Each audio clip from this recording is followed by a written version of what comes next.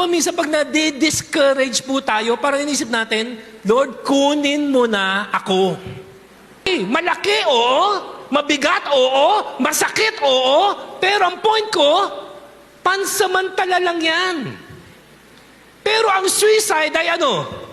Permanente. Huwag kang magdedesisyon ng isang desisyon na permanente dahil lang sa isang samantalang sitwasyon. So ang suicide ay ano? Yes, hindi ko ini-invalidate, hindi ko binibelittle, hindi ko man lang dinideny na yes, you are going through pain.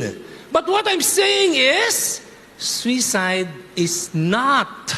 Everybody say, not. Not the solution. Gusto lang kita i-point towards Christ, i-point towards hope. Amen? Ha? Na may pag-asa ka pa. Amen.